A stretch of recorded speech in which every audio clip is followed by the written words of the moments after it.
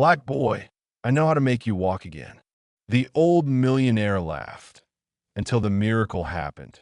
The wheels of Margaret Langston's maroon wheelchair creaked softly as they rolled along the gravel path in White Park.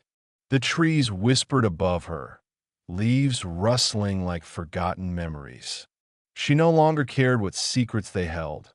Once, she had ruled boardrooms, co-founder of a billion-dollar tech empire, a friend to senators, a nightmare to competitors. But now, at 84, all that remained was silence and legs that hadn't moved in over 3 years. 11,000 doctors. No cure, she muttered bitterly. What's left? Her caregiver had gone to fetch her tea, leaving Margaret alone by the fountain, where golden light streamed through the trees like blessings she no longer believed in. That's when she heard the footsteps. She turned out a little black boy, no older than 7 or 8, walked toward her. Dusty brown pants, a patched gray jacket, torn sandals, stained clothes, uncombed hair, but his face, it glowed. Not with light, but with peace. A kind of peace Margaret hadn't seen in a very, very long time. That he stopped in front of her. His eyes, calm, steady, met hers, not with pity or fear, but gentleness. May I hold your hand, ma'am? He asked. Margaret hesitated. Was this a scam? A trick? But something deep inside her said, no harm will come. She slowly reached out. The boy took her hand, warm, firm, steady. I'm Jeremiah, he said, and I know you can walk again. Margaret blinked, then let out a short, scoffing laugh. Oh, really? Are you a surgeon in disguise? Or just another little preacher boy? He didn't flinch. I'm not a doctor, and I'm not trying to preach, he said quietly, but I believe in the Lord, and I know what he can do. Margaret's smile faded.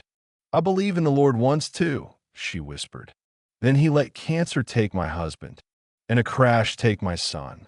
She hadn't meant to say that, not out loud. Jeremiah sat beside her on the bench, silent for a moment. Then he said softly, the Lord never promised the road would be easy, only that he'd walk beside us. Margaret's lip trembled. Child, what do you know about loss? My mama died last year, he replied. I held her hand till it got cold. I asked God why he took her. Then I realized he didn't take her. He called her. And he left me here to help someone who's carrying more pain than legs ever could. She tried to laugh, but no sound came. Just a breath and a tear. I've spent millions, she said. Surgeries, robotics, therapies. You think your God can fix what science couldn't? Jeremiah stood, quiet for a moment. No, ma'am. I don't think he can. He looked her in the eye. I know he will. There was no pride in his voice. Just truth. Solid and still like an old oak. Fine, she said bitterly. Go ahead. Say your miracle prayer. But Jeremiah shook his head.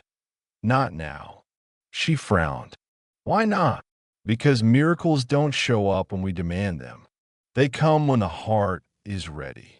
Just then, her caregiver returned with tea. Margaret looked away, pretending none of it mattered, but she couldn't stop thinking about him. The boy with dirt on his shoes and sunlight on his back, who looked at her like she wasn't broken. Tomorrow, he said as he slowly walked off. Same time. Margaret scoffed. Why would I come back? He smiled gently. Because you already want to. That night, sleep never came. The TV was too loud. Books too dry. All she could see was that boy. That strange, calm boy who had touched something deep inside her. And for the first time in years, Margaret whispered a prayer she wasn't even sure she believed in. Lord, if you're real, if you're not done with me. She never finished the sentence. But her hands were still warm.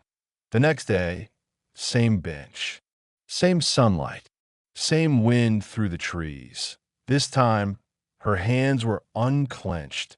She told herself she was only there for fresh air. But her heart knew the truth. At exactly 3:06 p.m. She heard it again. Soft footsteps. She turned. Jeremiah. Same jacket. Same sandals. Same eyes, shining with something timeless. "Didn't think you'd come," he said with a grin. "I didn't either," she replied. Yes, and oh, hand holding this time. Just silence and the sound of birds gliding across the pond. "You said miracles come when the heart is ready," Margaret said. "What if mine isn't?" Jeremiah smiled. "The Lord doesn't wait on perfection, just honesty." She looked down. "What if I'm angry at him?" "You can be." "What if I blamed him?" He looked at her gently. "You think he didn't already know?" Tears surprised her. She blinked fast. "He took my boy, Jeremiah, my only child.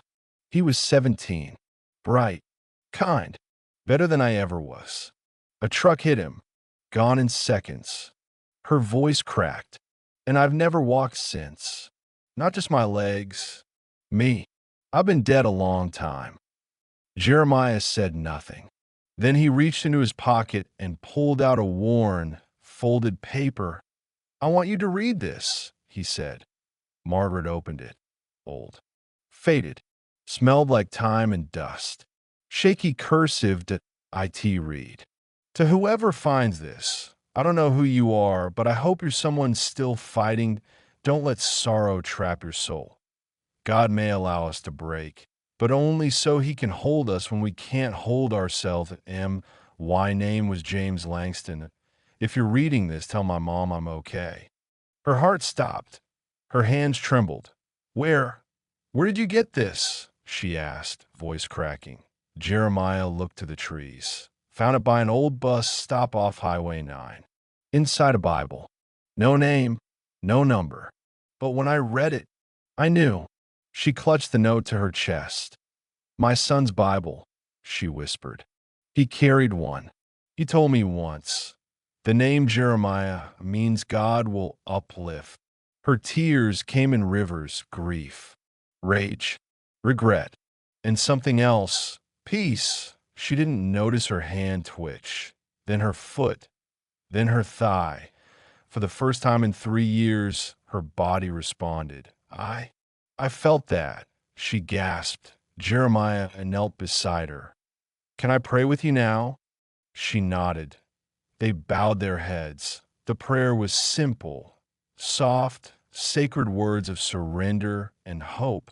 And when it ended, the world felt brighter.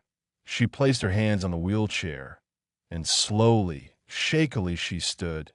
The birds rose with her, wings slicing the sky as if even heaven was applauding. She sobbed, broken, whole, reborn. But when she turned to thank Jeremiah, he was gone, and oh, goodbye. Just a note in her hand, and a whisper in her soul. He doesn't wait on perfection, just honesty. 3 months later, news headlines read, "Billionaire widow walks again after mysterious encounter." No cameras caught the boy's face, and no one ever found him. But Margaret walks that path every day now, in no wheels, in no bitterness, in no fear. And sometimes she leaves an extra sandwich on the bench, just in case he ever comes back. If you were moved by this story, give it a thumbs up and subscribe for more emotional, dramatic, and unexpected tales.